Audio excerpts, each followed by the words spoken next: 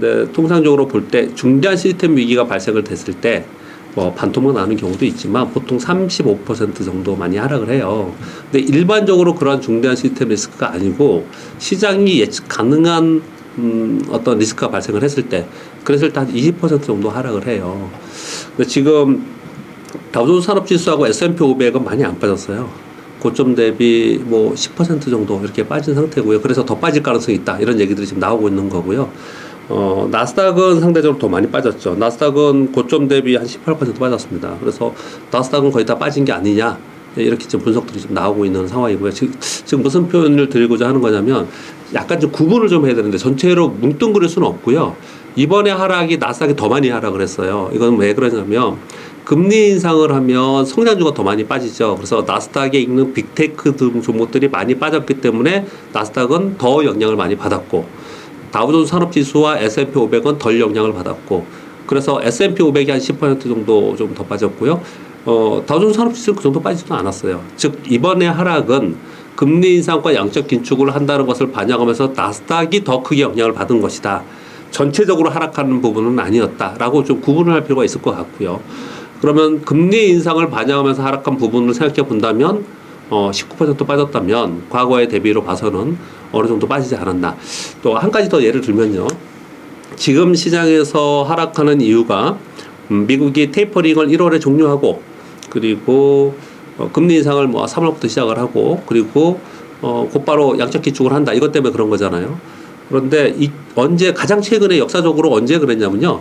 2015년 여름에 버냉키 의장이 테이퍼링 한다고 발표하고 시장이 흔들렸다가 금리 인상을 2015년 12월 16일부터 했습니다. 그때 발표하면서 했거든요. 그때부터 약 2개월 조정을 보였는데 그때 나스닥이 정확히 20% 빠졌어요. 그리고 나서 다시 상승을 했거든요. 근데 그런 부분들을 본다면 이번에 금리 인상을 하고 양적 긴축을 한다는 것을 만약에 선반영하면서 움직인다면 지금 현재 한 19% 빠진 부분은 상당 부분 빠졌다라고 얘기를 할 수가 있어요. 시장이 전체적으로 시장에서 예측하는 부분보다 더 빠졌거든요. 이렇게 예측보다 합리적인 숫자의 예측보다 더 빠졌을 때는 우리 데이터 디펜던스를 할 수가 없어요. 그리고 이럴 때 이제 직관적으로 가지고 할 수 있는 거거든요. 그렇게 봤을 때 과거의 경험으로 봤을 땐 그 정도라고 생각하는데 그때하고 지금하고 다른 점이 있어요. 몇 가지. 그래서 더 걱정을 하는 건데요. 그럼 뭐냐면 그때보다 지금은 돈을 훨씬 많이 풀어놨다. 그래서 지금 팬데믹 버블이 붕괴되는 게 아니냐. 이렇게 얘기를 하거든요. 팬데믹으로 인해서 돈을 무려 4조 달러 이상이나 돈을 풀었지 않습니까? 이게 붕괴되는 게 아니냐라는 거 우려를 좀 하고 있는 상황이 있는 것이고요. 그리고 그때하고 지금하고 좀 다른 점은 뭐냐면 그때는 순차적으로 테이퍼링하고 종료하고 금리 인상하고 종료하고 그리고 2017년 끝나고 2018년도에 그리고 양적 긴축하고 이렇게 순서대로 시장이 예측 가능했어요. 근데 이번에 뭐라고까지 얘기를 하냐면은 이번에 충격이 더 컸던 이유는요. 그 정도로 한다는 것에서 시장이 어느 정도 반영을 하고 있었어요. 차근차근히 말씀드려볼게요. 작년에 시장의 컨센서스는 뭐였냐면 테이퍼링은 3월에 종료한다. 그리고 금리 인상은 올해 3월, 빠르면 3월, 느리면 6월 정도부터 시작을 한다. 그리고 양적 긴축은 얘기도 없었어요. 그랬는데 이번에 FOMC 회의로 끝나면서 지금 이제 급격하게 변화가 된 것은 뭐냐면 테이퍼링 1월에 그냥 끝난다. 금리 인상 1월 또는 3월에 곧바로 시작한다. 그것도 25bp 인상이 아니고 50bp 빅스텝으로 인상한다. 그리고 양적 긴축 3월부터 바로 시작해야 된다. 이렇게 지금 몰아가고 있어요, 시장이. 왜 그러냐? 인플레이션 때문에 그렇죠. 이 모든 원인은 인플레이션 때문에 지금 그러는 거거든요. 그건 좀 이따 다시 설명드릴게요. 결국은 예전에는 시장이 예측 가능한 수순이 있었고 그 경로에 따라서 양적 긴축, 유동성 축소를 해나갔는데 이번에는 이걸 너무 급해요. 인플레이션이 지금 하이퍼 인플레이션을 가고 있는 상황이기 때문에 이걸 한꺼번에 한다. 그러니까 충격이 더 크지 않겠냐. 이렇게들 얘기를 지금 하고 있는 그런 상황이에요. 그러면은 지금 질문에 답변을 드리면 일단 1차적으로 금리 인상을 한다는 것 그리고 양적 긴축을 한다라는 것, 테이퍼링은 이미 지나갔고요. 이런 것들에 대해서 반영하면서 시장이 하락하는 것은 마이너스 20%? 그러면 반영했다. 이렇게 보여지는 거예요. 그렇기 때문에 좀 전에 말씀드린 대로 그때하고 지금하고 상황은 좀 다른 부분이 있다. 사실 언제나 똑같지는 않잖아요. 그렇기 때문에 좀 더 심각한 상황이 되지 않겠냐라는 우려가 있기 때문에 여기서 한 번 더 하락한다면 보통 이제 이런 얘기들 많이 하죠. 한 10% 정도 하락하지 않겠냐 이런 얘기들을 하는데 저는 이제 기적 분석을 많이 하는 사람인데 제가 볼 때는 아래로 한 4, 5% 정도가 남아 있을 것 같아요. 우리나라 시장이 미국보다 고점으로부터는 사실 하락폭이 그렇게 큰 건 아니에요. 사실 그래요. 미국은 나스닥은 20% 빠졌다니까요. 근데 우리나라는 그 정도 빠지지는 않았어요. 매크로 시황에서 나타나는 미국의 상황, 양적 긴축이나 이런 부분들은 우리 시장 고스란히 다 반영이 됐습니다. 그리고 선반영한 부분도 있어요. 그런데 우리나라는 여기서 반등의 힘이 약할 수밖에 없고 또 약한 이유는 뭐냐면 두 가지가 있어요. 하나는 뭐냐면 말도 많고 탈도 많은 LG에너솔루션입니다. LG에너솔루션이 정말 어마어마한 이 시장에 지금 영향에 미치고 있습니다. LG에너솔루션 상장한다고 하니까 실제로 우리 주시장에 있는 예탁 자금이 무려 20조가 나갔어요. 나갔다가 청약 끝나고 다시 들어왔습니다.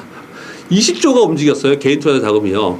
전체 자금은 어마어마한 자금이 된 거죠. 시장이 아주 반등이 약해요. 이렇게 약한 것은 외국인들이 계속 공격적으로 선물 매도를 하고 그리고 비차익 프로그램 매도가 나오고 있고 국내 기관도 계속 매도를 하고 있는데 이게 왜 그러냐면 LG에너솔루션이 지금 30만 원으로 공부하잖아요. 30만 원이 시가총액 70조입니다. 70조인데 지금 애널리스트들이 적정 주가 지금 얘기하는 게 처음에는 시가총액 얘기하는 게 처음에 100조 얘기하다가 오늘 모 증권사에 나온 거 보니까 142조 얘기하더라고요. 그러면 주가가 얼마나 되냐면 60만 원이에요. 140조 60만 원이에요. 근데 저는 그렇게까지 보이지 않는데 이게 아무튼 100조 간다고 한다면 그냥 중간에 퉁쳐서 100조 간다고 하면 가격이 45만 원 좀 될 거예요. LG에너솔루션이. 그럼 100조면 우리나라 시가총액 2위입니다. 시가총액 2위. SK하이닉스가 90조뿐이 안 돼요. 거기다가 지금 제가 좀 전에 보고 올라왔는데 지금 주가가 요번에 많이 빠져서 우리나라 전체 코스피 시장의 시가총액이 얼마냐면 정말 진짜 너무 안타까워요. 2,000조뿐이 안 돼요. 2,000조. 2,000조예요. 2,000조에 100조짜리가 들어오는 겁니다. 2,000조 100조짜리가 들어오면은 몇 퍼센트입니까? 5% 아닙니까? 5% 전체 5%가 그냥 없던 게 들어온 거예요. 그러면 MSCI 인덱스라든지 코스피 200의 인덱스라든지 인덱스에 BM을 추종하는 인덱스 자금들은 이 5%는 무조건 들어가야 되는 거잖아요. 1조를 운영하고 있다. 1조 운영하면은 5%가 얼마입니까? 500억이죠. 얘네들은 500억을 담아야 되는 거예요, 이걸요. 그러면 생짜로 돈을 더 가져와서 500억을 담아요? 어떻게 그렇게 해요, 지금? 안 되죠. 500억을 팔아야겠죠. 어디서 팔아요? 탄 거 파는 거예요. 지금 이게 지금 1월 내내 이러고 있는 겁니다. 1월 내내. 이게 물적 분할이 좋고 나쁘니, 또 기존 주주들한테, LG화학 주주들한테 뭐 나쁜 역할을 했니, 이렇게 여러 가지 지금 말들이 많고 부작용도 많은 거, 이런 부분에 대해서 차치하고 지금 현재 시황만 답변을 드리면 LG에너솔루션으로 인해서 이건 아직 들어오지도 않았잖아요. 근데 이 엄청난 자금이 들어오기 때문에 이걸 편입하기 위한 사전 매도가 엄청나게 많이 있었고요. 실제로 LG에너솔루션이 들어와가지고 30만 원에서 만약에 60만 원이 됐다. 지금은 아마 30만 원 기준으로 시가총액 한 70조에서 80조 기준으로 준비를 하고 있었을 것 같아요. 근데 이게 심지어 막 떠버린다. 그럼 부지런히 다른 거 더 팔아야 돼요. 삼성전자 막 다 팔아야 돼요. 그러니 약할 수밖에 없는 겁니다. 우리나라는 지금 그게 엄청나게 지금 우리 시장의 수급적 요인이 굉장히 안 좋은 상황이 됐기 때문에 상대적으로 더 약한 거예요. 우리 시장이. 그래서 LG에너솔루션이 끝나고 나서 상장하고 나서 주가가 급등락하겠지. 오르기도 하고 내려오기도 하겠죠. 그리고 MSCI의 리밸런싱 이런 건 2월에 있어요. 물론 사전적으로 다 하긴 했지만 많이 했지만 그래도 아무튼 2월 중순까지는 이것으로 인한 시장의 왜곡된 수급 현상이 이게 계속 이어질 거라는 거죠. 그래서 계속 약할 수밖에 없다. 이렇게 얘기를 하고 있는 거고요. 참 안타까운 게 우리 1월에 올해 왜 이러는 건지 모르겠어요. 올해 1월에 엄청난 악재가 많았습니다. 1월 3일날 첫날 오테이 임플란트 터졌죠. 첫날 거래 첫날이요. 오테이 임플란트 터졌죠. 그 다음에 카카오페이 모럴 해저도 터졌죠. 그 다음에 메디픽도 하한가 맞으면서 부작용 생겼다고 했죠. 신라젠 그리고 셀트리온 분식회의 어쩌고 하면서 폭락했죠. 안토로젠 또 부작용이 하면서 폭락했죠. 에코프로비엠 화재 났죠. 올해 왜 현대산업개발 붕괴했죠. 올해 1월 이게 1월에 나온 거예요. 1월에 올해 1월에 왜 근데 세상이 그렇잖아요. 안 좋을 때 안 좋은 거 막 나오고 좋을 때 좋은 거 나오고 그러는데 이건 가뜩이나 전체적으로 매크로 환경도 안 좋고 거기다가 뭐 우크라이나 뭐 전쟁하느니 많이 이러고 있는데 우리 내부적으로도 수급도 안 좋고 또 센티멘트도 안 좋고 그 화가 나는 거죠 지금. 우리 투자자 입장에서 화가 나는 거죠. 2017년도에 우리나라가 대세 상승했었거든요. IT 그러면서 IT 종목도 소부장 막 10배씩 가고 그랬었어요. 삼성전자 신고가 가고. 2017년도에 대세 상승이었는데 그날 고점이 언제였냐면 2018년 1월이었어요. 그때 지수가 얼마였냐면 2607포인트였습니다. 그때 고점이요. 2617포인트가 최고점이었고 2607포인트였거든요. 어제 1월 25일 날 저점이 2703포인트였습니다. 한 100포인트 차이가 나죠. 뭐 조금 더 떨어지면 2600포인트 가면 이제 별 차이 안 나는 거예요. 생각을 해보세요. 2018년, 2019년, 2020년, 2021년, 지금 2022년이잖아요. 4년 전에 찍었던 지수로 그냥 가버린 거예요, 이번에. 그냥 가버린 거예요. 코스닥은 더 하죠. 2018년 1월 고점이 932포인트였어요. 근데 25일 날 저점이 883포인트였습니다.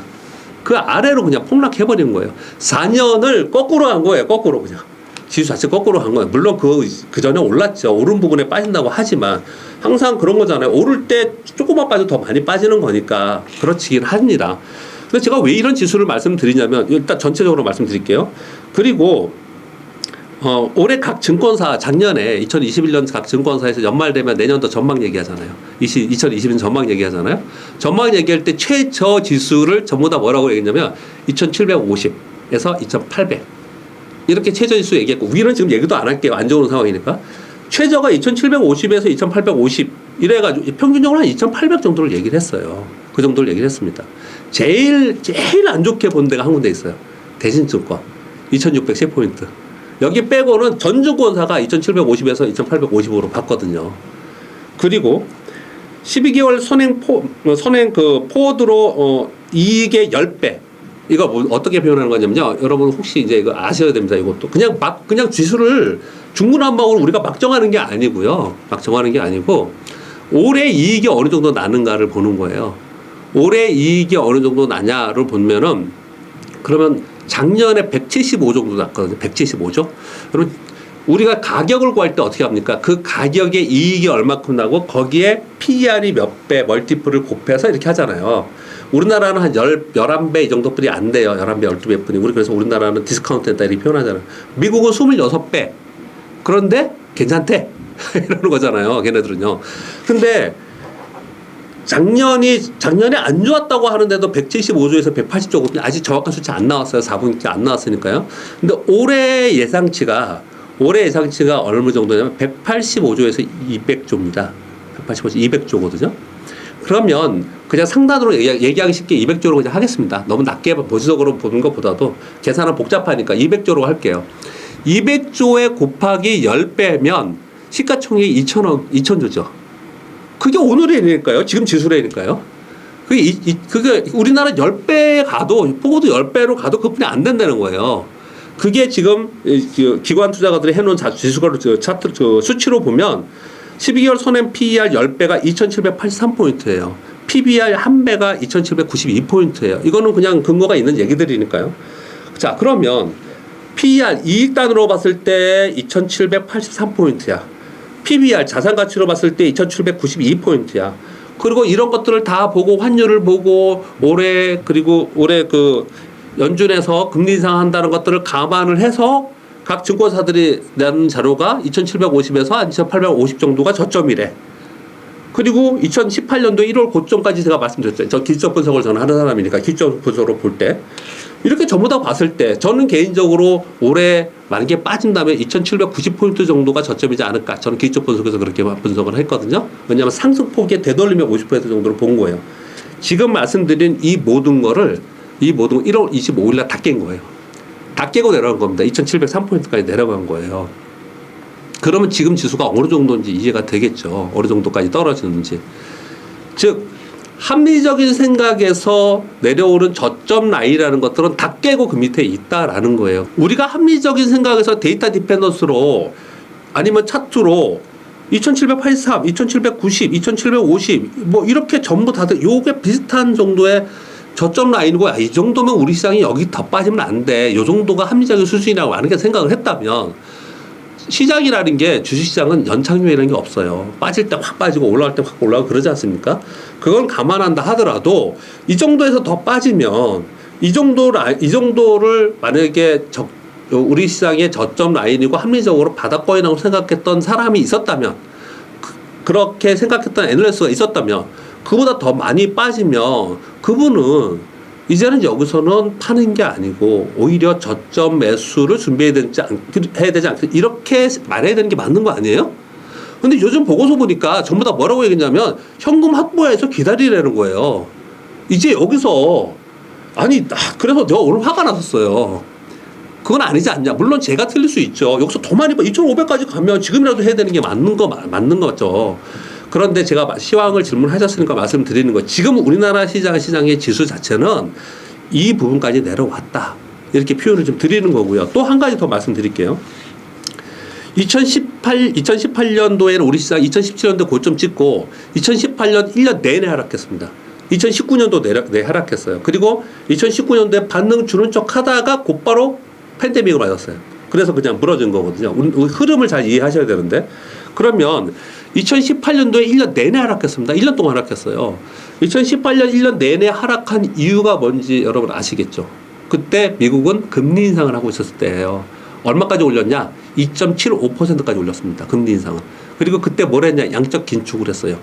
연준이 있는 도시채권을 팔았어요. 그럼 유동성 흡수를 했어요. 실제로 유동성 흡수와 금리를 2.75%까지 강력하게 올리는 구간이 2018년도였는데 2018년도에 우리나라 지수가 1년 동안 하락 얼마나 했을 것 같습니까? 1년 동안 17.28% 하락했습니다. 17.28%.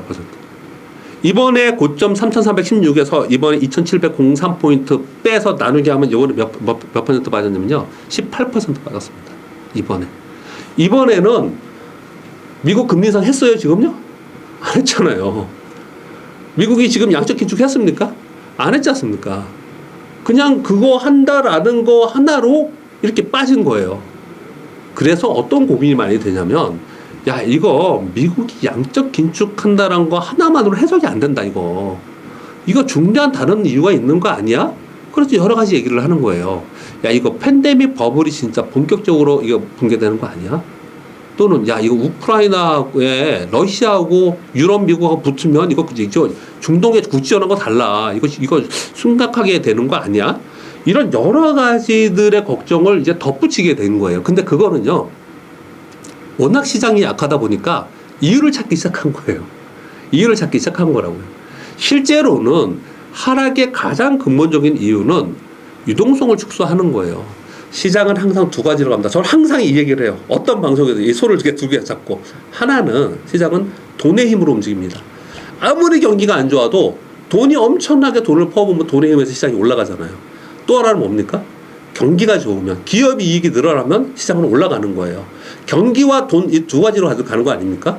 그런데 경기와 돈 둘 다 경기도 좋아지는데 돈도 막 풀어줘. 이걸 우리 골디락스라고 그러면서 막 시장이 뜨는 거예요. 그런데 지금은 이제 유동성 축소를 하면서 이제 돈을 이제 축소한다는 거잖아요. 그러면 이제 경기가 좋아져야 되는데 경기도 둔화된다고 지금 하는 거 아닙니까? IMF에서 지금 발표한 게 내년도 세계 경기와 미국의 경기, 우리나라의 경기들 다 둔화한다고 하는 거잖아요. 그러면 경기도 둔화되는데 돈도 축소해. 이러니 주식은 올라갈 수 없는 거예요. 이거는 작년 말부터 우리가 알았던 거죠.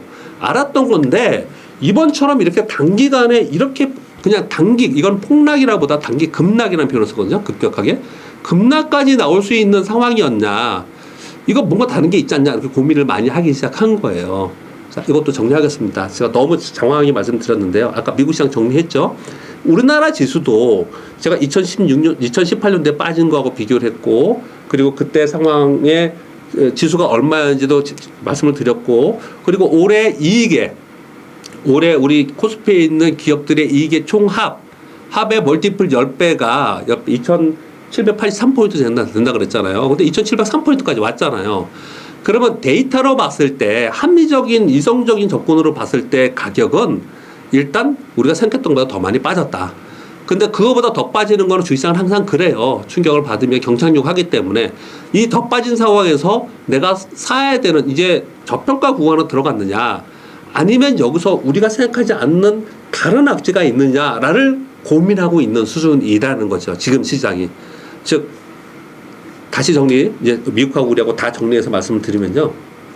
앞으로 미국이 금리 인상하고 양적 긴축한다라는 부분은 시장이 거의 다 반영했다. 거의 다 반영하면서 가고 있다. 저는 그렇게 많이 보고 있고요.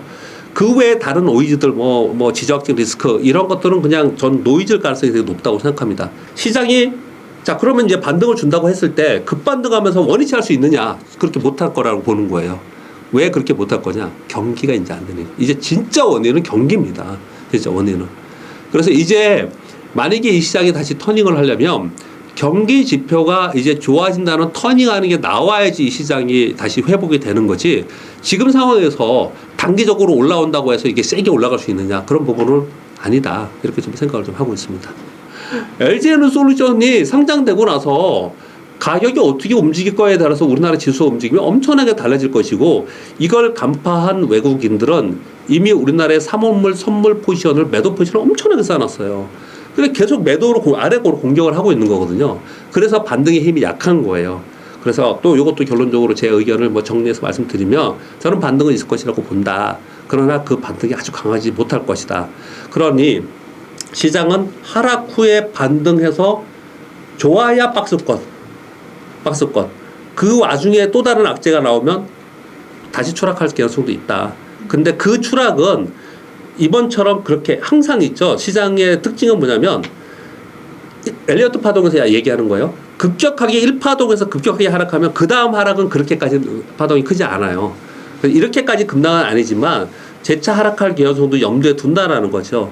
근데 만약에 지금 주식을 못 팔고 계시는 분이 있다. 그러면 여기서 파는 것보다는 그 반등을 기다렸다가 파는 게 맞다. 이렇게 생각을 하고 있고요.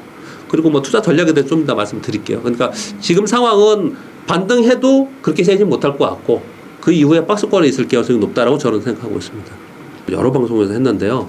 4개월 우리 시장이 3,050포인트에서 2,900포인트 4개월 박스권에 있었거든요. 엄청 힘들었잖아요.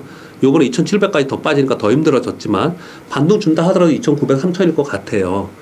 그렇게 해서 4개월이 힘드셨지만 제가 어떤 표현을 들었냐면 어쩌면 4년이 될 수 있다.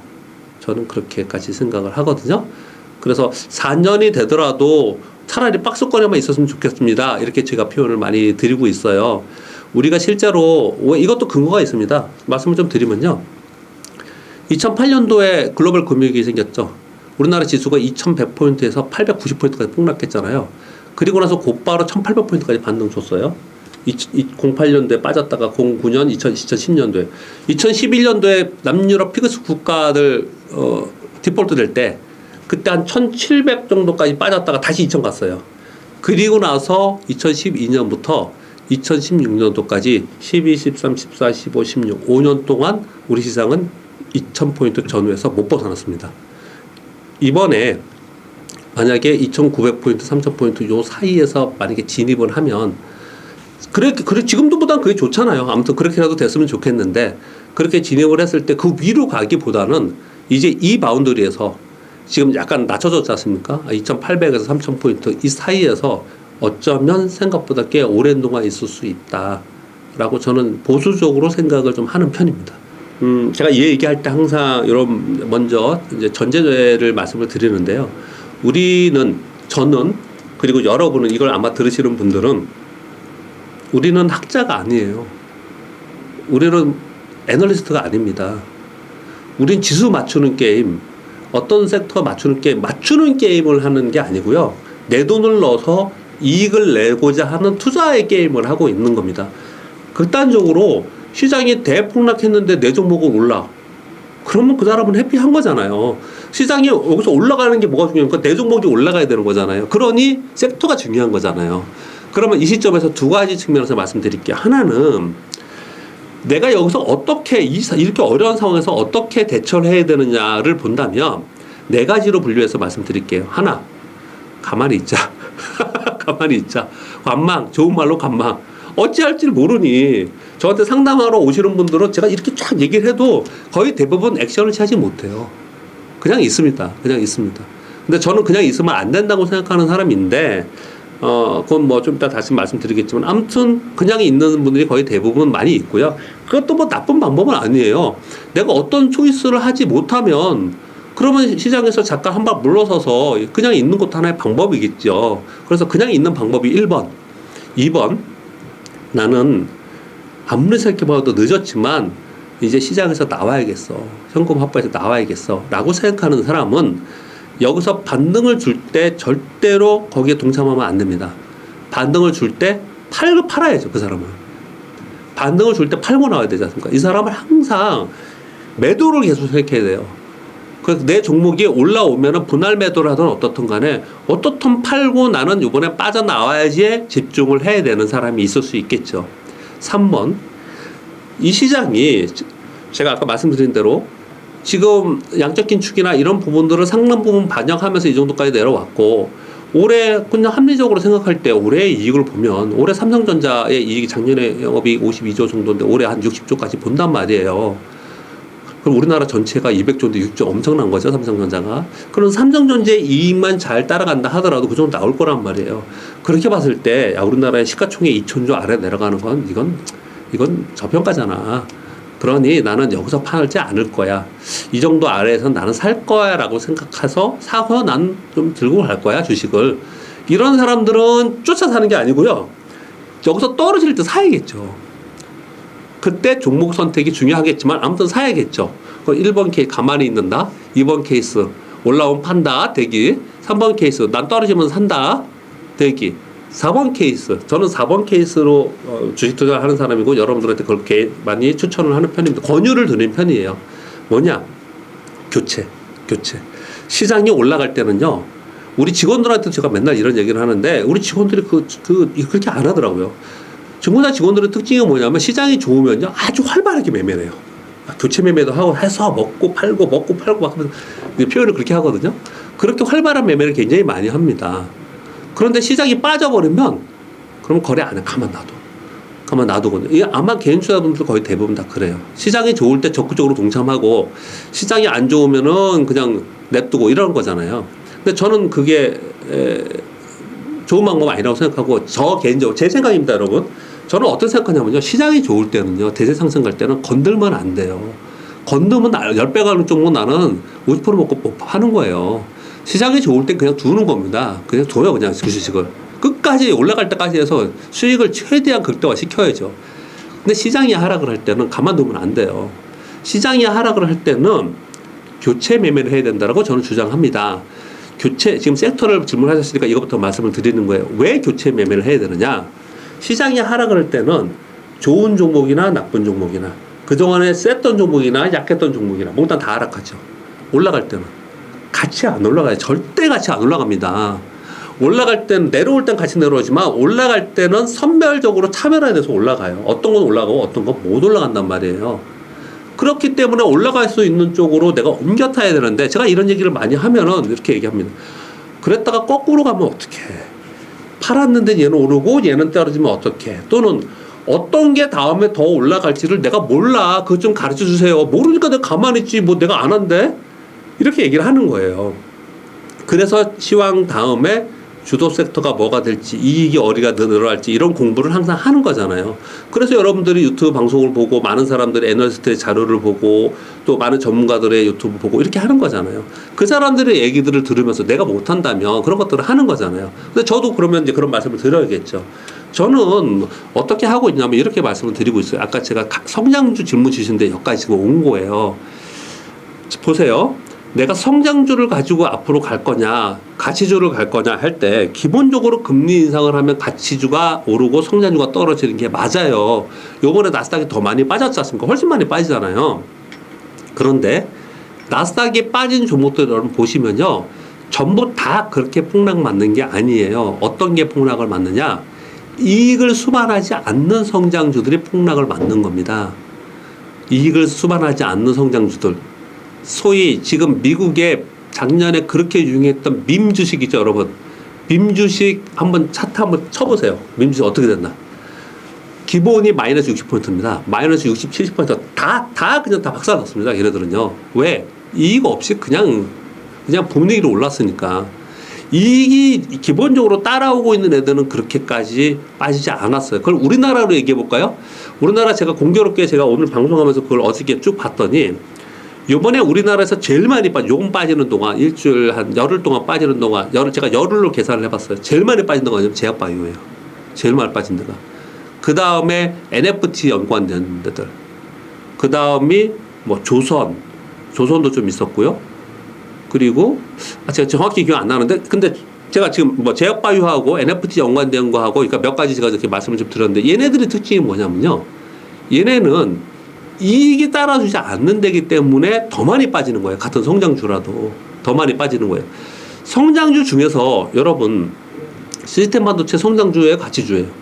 성장주예요. 자율주행 성장주입니까, 가치주입니까? 성장주예요. 걔네들은 여러분 뭘 보세요. 걔네들 빠졌나 보세요. 물론 빠지긴 빠졌어요. 다른 거하고 비교가 안 됩니다. 걔네들은 우상향하고 가다가 조금 빠졌어요. 조금. 걔네들은 빠져봤자 5%? 많이 빠진 게 10%예요. 걔네들 뭐 30% 반토막한 게 없습니다. 어떤 표현을 드리고자 하는 거냐면 성장주에도 이제 구분을 하셔야 된다는 거예요. 왜 구분을 해야 되냐면 성장주에도 이익을 수반하면서 가는 성장주가 있고 이익이 없이 가는 성장주가 있다라는 거예요. 주머니에 돈이 많잖아요.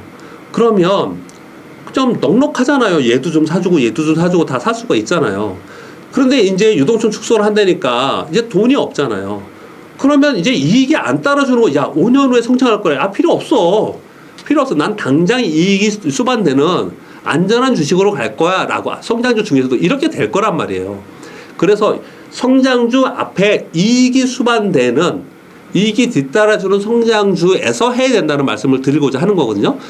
한마디로 표현하냐면 저는 작년에 전기차가 제일 좋았죠.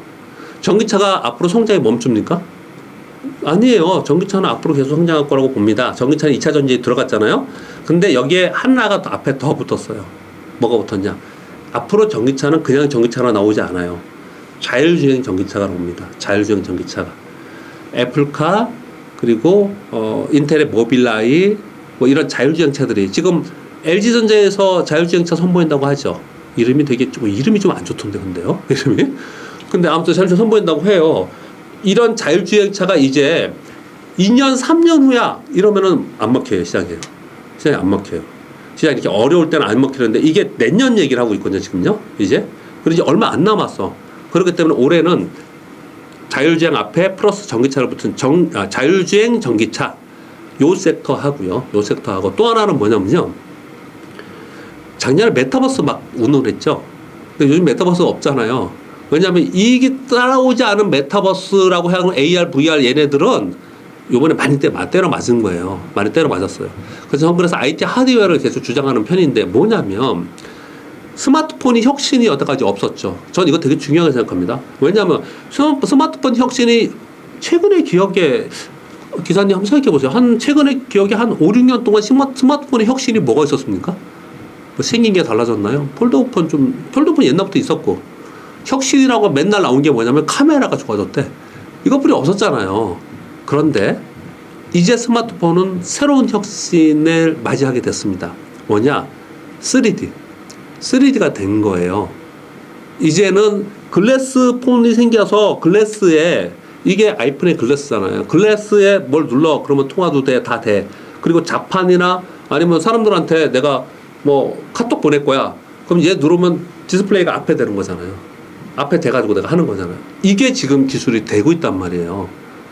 이제 이 기술의 혁신이 이제 시작이 된 거예요.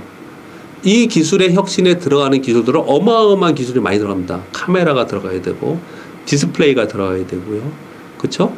거기에 뭐 조금 더 어려운 말로는 이 안경에 우리가 끼고 있으면 안경에 이 디스플레이가 각도 굴절해가지고 분사되는 이런 기술들이 들어가야 되고 이런 하드웨어 기술들이 있어요.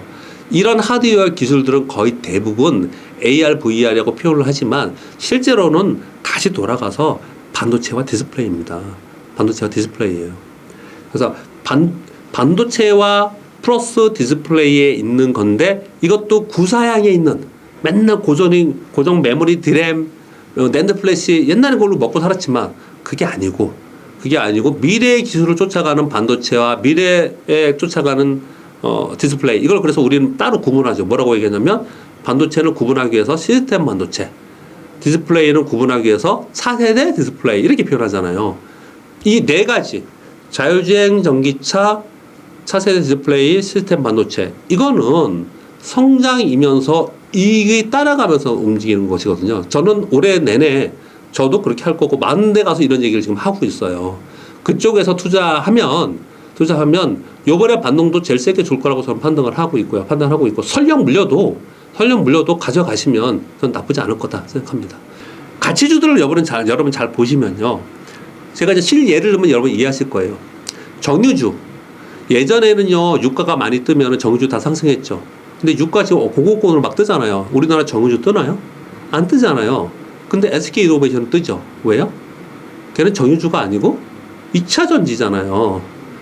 화학주 진짜 반토막이라는 게 너무너무 많습니다. 진짜 말도 안 되게 실적이 이 순이익이 1,000억 나는데 시가총액이 4천억 진짜 이런 주식도 많아요. 그러니까 PER이 4배, 5배인 거죠. 그게 굉장히 많거든요. 그런데 화학주 중에 LG화학 같은 거는 지금은 물론 엔솔 때문에 빠졌지만 LG화학 같은 거 그동안 떴었잖아요. 왜? LG화학이 화학입니까? 아니죠. 2차 전지잖아요. 2차 전지잖아요. 무슨 표현을 하려고 이렇게 말씀을 드리죠. 작년에 또 몇 가지 또 말씀드릴게요. 조선주 그러면 조선주에서 어떤 종목은 떠요? 왜 그 뜨냐면 친환경 엔진 만드는데 또는 철강주 그러면 걔네는 차량 경량화 자율주행체에 들어가는 철강 또 작년에 삼성그룹주나 우리나라 그룹주 중에서 가장 센 거 작년 말부터 가장 셌던 중에 어디냐면 LG그룹주였어요. 왜 떴냐? LG전자는 맨날 가전만 얘기했잖아요. 그런데 이번에 뜬 건 뭐였냐? 전장부품 한다고 떴단 말이에요. LG디스플레이는 메타버스 전장부품 들어간다고 떴단 말이에요. 무슨 표현이냐면요. 가치주 중에서는 경기민감주 가치주를 요즘 그냥 혼용해서 쓰니까 그렇게 표현을 할게요. 그들 중에서 옛날 굴뚝 산업이 있었던 거기에 그냥 머물러 있는 데는 이제 안 되는 거고 걔네 차례는 안 온다는 거고요. 그들 중에서 성장 모멘텀을 갖고 성장으로 따라가는 기업들을 해야 된다는 거예요. 그러면 결론적으로 말씀드리면 이런 거예요. 성장주 가치주에 구분을 하는 게 아니고 가치주에서 내가 거래를 한다 그러면 플러스 성장이 따라 붙은 애들 뭘 하고 있는 애들 얘네들을 해야 되는 거고 성장주에서 내가 거래를 한다면 그냥 과거의 성장주가 아니고 플러스 이익이 따라 붙은 애들을 해야 된다. 그러면 그런 구분 없이 요번에 거래를 할 수 있다. 이렇게 말씀을 드리는 거예요. 요번에 금리 인상을 한다 그랬고요. 금리 인상을 할 때는 항상 가치주를 사야 되고 경기 민감주를 사야 되고 성장주는 팔아야 된다. 이거 이론적인 거잖아요. 그 이론이 왜 나왔냐면요. 경기가 좋아졌어요. 그러면 수요가 회복이 되죠. 인플레이션이 되죠. 그래서 금리 인상을 했어요. 그러니 그 금리 인상은 경기 회복을 기본으로 하는 수요 회복을 바탕으로 하는 금리 인상이기 때문에 그렇게 금리 인상을 할 때 인플레이션 랠리가 발생이 되면서 경기 민감주가 올랐던 거예요. 이번에 금리 인상을 하는 거는 경기가 좋아져서 수요가 회복돼서 금리 인상했습니까? 아니잖아요. 이번에는 경기가 좋아져서 수요가 회복돼서 금리 인상하는 게 아니고 팬데믹으로 인해서 발생된 공급망의 차질이 생겼고 그것으로 인해서 인플레이션이 발생됐고 그것으로 인해서 금리 인상을 하는 거기 때문에 경기는 안 좋아요. 그런데 무슨 경기 민감주 사요? 그런데 무슨 가치주 사요? 작년에 백신 딱 나올 때 이제 경기 민감주가 된다. 이제는 경기가 좋아질 거라고 하면서 경기 관련주 원자주주 엄청 추천했습니다. 그거 기본적으로 거의 대부분 다 반토막 났어요. 그거. 올해도 자꾸 경기를 바라보면서 가면 안 된다라는 거죠. 그 말에 현혹돼서 글로 가면 안 된다는 거죠. 근데 걔네들이 오를 수 있겠죠. 제가 이렇게 표현했지만 나중에 돌아가서 연말쯤 돼서 박 부장 그 바보같이 빙의같이 그때 경기 민감주가 이렇게 올랐는데 이럴 수 있겠죠. 만약에 경기 민감주가 오른다면은 뭐가 전제돼야 되냐면 경기가 좋아지는 지표가 좋아야 되는 거거든요. 경기 지표가 좋아지려면 그 전제 조건이 여러분 뭘 것 같습니까? 쉬워야 되게. 뭘 것 같습니까? 다 생각할 수 있어요. 코로나 바이러스에서 우리가 벗어나야 되는 거예요. 코로나 바이러스에서 벗어나려는데 쉽지 않지 않습니까? 그러다 보니까 각국의 요즘에 뉴스를 잘 보세요. 뉴스를 행간을 읽어야 되는데 뉴스를 잘 보시면 뭐라고 얘기하냐면요. 이제 오미크론은 엔데믹으로 가는 길이다. 이제 오미크론이 우세종이 돼도 봉쇄하지 않는다. 우리나라도 잘 보세요. 우리나라 지금 10,000명 됐습니다. 걱정스럽잖아요. 지금 진짜 걱정스러워. 이제 전 세계 사람들이 다 한 번씩 거쳐가야지만 끝나는 것처럼 지금 느껴지잖아요. 이제 10,000명에 이제 다음 달, 그 다음 달 되면 5만 명, 10만 명 갈 수 있다라고들 얘기 많이 하잖아요. 저도 그렇게 가능성이 여태까지 우리가 경험했잖아요. 누구나 다 해갈 수 있잖아요. 그 정도 될 거라고 생각이 들잖아요. 그런데 뭐라고 얘기합니까?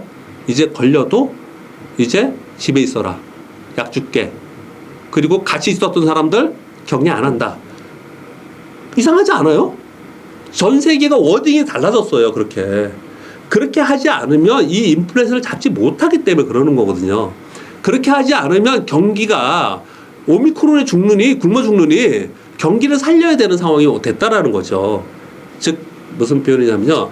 그렇게 돼서 이제 교육이 좀 활발해지면서 경기 지표가 터닝되는 상황이 되면 진짜 그때 경기 민감 좀 같이 하는 게 맞다고 생각해요.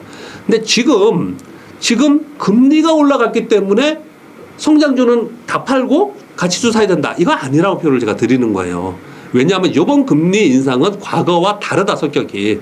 그렇게 구분해야 된다고 생각하고요. 물론 이제 매매 기술 제가 뭐 책도 내고 매매 기술 측면에서 기술적 분석 측면에서 할 때는요. 신호를 보는 게 가장 중요한 거예요. 우리나라는 아직 매수 신호가 안 나왔습니다. 아직 안 나왔어요. 근데 저는 그냥 샀지만 미국은 1차 매수 신호가 나왔어요. 여러분 차트를 혹시 이제 궁금해서 공부하시는 분들은 보세요. 미국은 월요일 날 24일 날 마이너스 5% 났다가 쭉 올라간 날 있죠. 아래 꼬리 딱 되면 양봉된 날. 이게 1차 매수 신호예요. 1차 매수 신호를 주고 그러면 1차 매수 신호라는 건 뭐냐면요. 저점이라고 바닥이라고 표현하는 게 아니고요. 그 이후에 변동성이 줘요. 내가 1,000주를 살 거다. 그러면 한 200주나 300주 사는 거예요. 그랬다가 얘가 왔다 갔다 하다가 그날 나스닥이 13,050포인트인가가 저점이거든요. 그냥 13,000포인트라고 얘기를 할게요. 앞으로 한 1, 2주 동안 13,000포인트를 깨지 않고 왔다 갔다 하다가 다시 올라가는 우리 기술적 분석에서는 그걸 역 헤드 앤 숄더라고 그러거든요. 다시 올라가는 상황이 되면 이거는 확실하게 저점을 찍는 거예요. 그러면 거기서 나머지를 다 사는 겁니다. 이렇게 거래를 해요. 기술적 분석에서는. 미국은 그게 먼저 나왔어요. 그래서 우리나라도 이제 나오지 않겠냐 그러는데 그냥 갖다 때려 맞고 있어요. LG엔솔 때문에. 그래고 생각이 들어요, 저는요. 그러니까 우리나라도 기술적 분석으로 볼 때는 많이 빠져서 아래로부터 꼬리를 달면서 딱 올라가기 시작한 날이 매수 신호예요. 여태까지 안 사고 현금을 갖고 계신 분들은 그렇게 그냥 거래를 하시면 돼요. 근데 지금 가격 수준은 그런 게 충분히 나올 만한 가격 수준에 있다라고 생각을 한다는 거죠. 이건 전체 지수에서 말씀을 드렸거든요. 개별 종목에도 똑같이 하는 거예요. 개별 종목에서도 지금 제가 오늘 이따가 이거 방송 끝나고 상담하러 어떤 분들 오신다 그래서 미국 주식, 우리나라 주식이 쫙 있더라고요. 그래서 그 종목들을 제가 다 눌러서 한번 봤어요. 그래 봤더니 마이크론 테크놀로지나 아니면 애플이나 테슬라도 좀 그런 것 같고 얘네들은 차트가 1차 매수 신호를 벌써 줬더라고요. 얘네들은요. 그런 신호를 보고서 개별 종목으로 따로 인식해서 들어가면 되거든요. 그러니까 지금 여러분들이 전체 시장에서 아직 우리 시장은 매수 신호를 주지 않았다. 보수적으로 난 확인하고 들어갈 거야 라고 하시는 분들은 그런 신호가 나오는지를 보는 게 1차적으로 지금 급선무이고요. 만약에 주식을, 근데 이렇게 얘기하면은 나 주식 다 들고 있어. 사실은 다 들고 있어요. 대부분 다 들고 있거든요. 그러면 그런 분들은 반등을 좀 기다렸다가 매도 준비를 좀 하시고 했으면 좋겠고요. 제가 왜 이런 얘기를 하냐면요. 당연한 얘기 아니냐 이럴지 모르지만요. 시장이 또 반등하고 그러잖아요. 그러면 언제 그러냐고 또 잊어먹고 뭐 있는 동안 더 사든지 아니면 또 안 팔아요. 또 올라가 반등하면. 시장이 이렇게 걱정하고 어렵다고 생각하시는 분은 반등하면 꼭 파세요. 부탁인데 파세요. 시장 내려갈 때 욕하신 분들은. 근데 시장 내려갈 때 이거 내려갈 수 있어. 나는 여기서 사서 기다릴 거 하시는 분들은 그런 분들은 밑에 살 수도 있고 올라갈 때 팔지 않는 거죠. 그런 분들은. 그렇게 생각해야 되는 거고요. 기초 분석상 타이밍을 좀 기다려야 되는 게 분명히 맞을 것 같고요. 그리고 그것은 절대로 한 번에 저점을 주지 않아요. 2준 저점, 3준 저점 이런 식으로 주거든요. 그래서 보수적으로 접근하면서 시간을 좀 끌면서 분할 매수, 분할 매도를 해야 된다. 이렇게 말씀을 드리고 있는 것이고요. 기본적으로 미국 시장의 역행에서 디커플링은 안 된다. 무조건 미국 동행한다. 그렇게 생각을 해요. 그러니까 미국이 빠지면 우리 빠지는 거고 미국 오르면 우리 오르는 거라고 방향은 똑같습니다. 그런데 왜 그런 얘기를 하냐면요. 세상은 우리가 이번에 팬데믹 이후에 미국 시장 올라가는 거 보면서 정말 세상에 미국 시장뿐이 없는 것처럼 하고 한국장은 다 개판이다. 한국장 떠나서 미국 가자. 막 이렇게 얘기하면 굉장히 많잖아요. 요즘 또 젊은 친구들이 그런 얘기 많이 해요. 왜냐? 본 게 그분 없으니까. 근데 26년 전에, 20년 전에는 우리가 중국 보고도 거래를 했고, 그러다가 IMF 외환위기 겪고 나서 미국 보고 거래하다가, 처음에 제가 입사했을 때는 일본 보고 거래했어요. 그러다가 중국 보고 거래하다가, 그 다음에 미국 보고 거래하다가, 2007년, 2006년, 7년, 8년, 요 시기에는 또 중국 보고 거래했어요. 중국이 좋았기 때문에. 그러다가 또 미국 보고 거래하다가 2014년, 15년도에는 또 중국 보고 거래했습니다. 여러분 기억나실지 모르겠지만 2015년도에 아모레퍼시픽 10배 갔을 때 그때는 미국 상관없었어요. 중국만 보고 거래했어요. 무슨 표현을 드리고자 하는 거냐면요. 글로벌리 내가 전체 글로벌리 투자하는 사람의 매니저예요. 엄청난 돈을 한 50조 갖고 한다고 쳐봐요. 이 사람이 분배를 할 때 미국 시장이 어느 정도로 많이 올랐냐면요. 작년에 27%가 올랐죠. 미국이 3년 동안 엄청나게 올랐습니다. 제가 그걸 한번 지금 제가 찾아갖고 말씀을 드릴게요. 미국 시장이 2019년도에 28.8% 올랐고요. 2020년도에 16.2% 올랐고 2021년 작년에 26.89% 올랐어요. 올해 이게 얼마나 오를까요? 이게 더 오르면 미친 거야 이거는요. 그러지 않아요 시장은. 미국도 한 2년 올랐다 1년 쉬었다가 한 3년 올랐다 2009년 이후 계속 그랬어. 3년 올랐다 1년 쉬었다가 이런 식으로 움직였어요. 거기다가 이번에는 3년 연속 20% 이상 이렇게 올랐단 말이에요. 그러니 올해는 미국은 약할 수밖에 없다라고 생각을 한 거고요. 미국이 이렇게 많이 올랐기 때문에 만약에 시장이 올라간다 하더라도 그러면 미국보다는 같은 방향으로 간다 하더라도 다른 쪽이 덜 올랐던 쪽이 더 많이 오를 거다. 미국이 S&P 500이 27% 오르는 동안 우리나라는 작년에 얼마 올랐습니까? 볼까요? 우리나라 얼마 올랐나? 연간 코스피가요 3.6% 올랐어요. 전 세계 글로벌 매니지먼트를 하는 사람들은 우리가 그런 걸 하잖아요. 이렇게 반도체가 막 오르고 이쪽 자동차가 빠지면은 리밸런싱 할 때 반도체를 좀 줄여서 이렇게 한단 말이에요. 그래서 방향은 똑같지만 수익률 차이에서 신흥국에서 먼저 올라가서 수익률 차이에서 더 올라가는 국가가 있을 수 있다. 이렇게 얘기를 하는 게 첫 번째 이유인 거고요. 두 번째는 그럴 때 미국보다 신흥국에서 더 성장률이 좋고 투자의 결과가 좋았던 때는 어떤 때였냐면요. 미국이 긴축을 하는데 중국은 완화하면서 거꾸로 정책이 나왔을 때예요. 그런데 이번에 그렇게 됐잖아요. 미국은 지금 긴축을 한다고 하는데 중국은 지금 두 차례나 지금 금리 인하를 했어요.